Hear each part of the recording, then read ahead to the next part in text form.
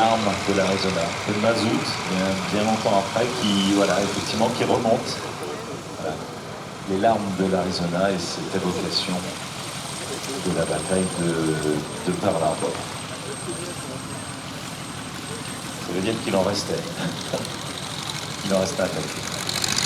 Les gens de l'Arizona.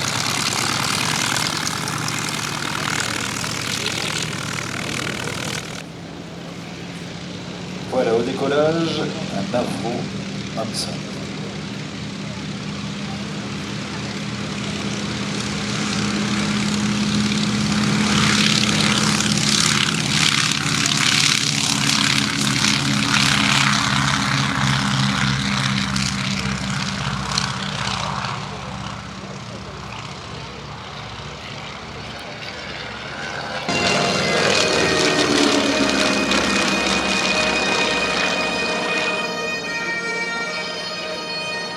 Les compagnies aériennes ne voulaient donc pas de l'Avro Hanson. En revanche, ses qualités ont très vite intéressé les militaires britanniques.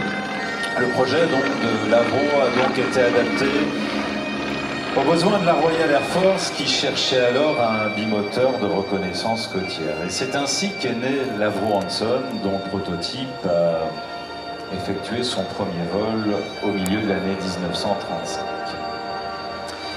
C'est un avion particulier, l'Avro, c'est le premier monoplan Elbaz, c'est le premier surtout avion à train d'atterrissage escamotable mis en service au sein de la Royal Air Force. Et pour l'époque, c'était une petite révolution. Il y a un autre détail savoureux dans cet avion. Pour gagner en poids, en légèreté, on avait mis des fauteuils en osier.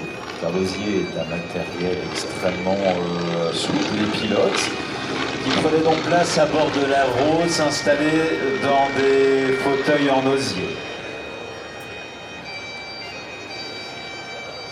Un détail aujourd'hui totalement impensable, mais typique de cette aviation des années 30 où l'on cherchait avant tout la légèreté et la simplicité.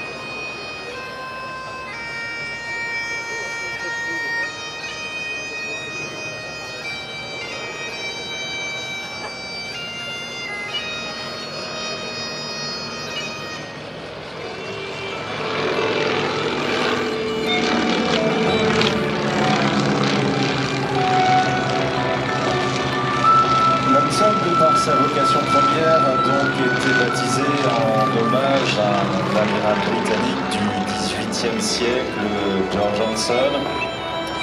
Il était équipé de moteur Armstrong Siddeley, il affichait une silhouette très élégante, une silhouette moderne pour son temps, avec cette allure très caractéristique. Il formait des générations de pilotes britanniques.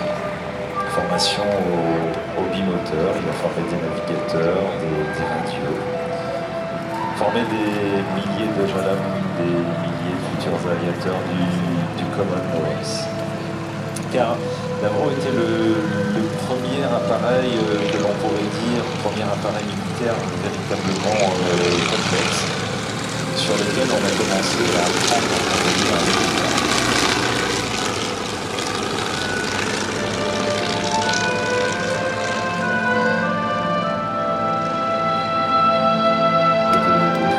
Pilotage, notamment à Cazaux, à Salon et à Fès pour l'entraînement des pilotes et des navigateurs.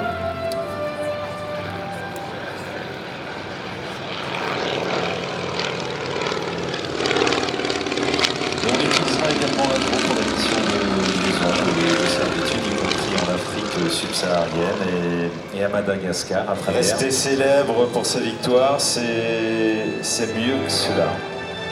C'est un avion utile, un avion de transition, un avion de formation, un avion donc qui a accompagné ces jeunes pilotes de la Royal Air Force.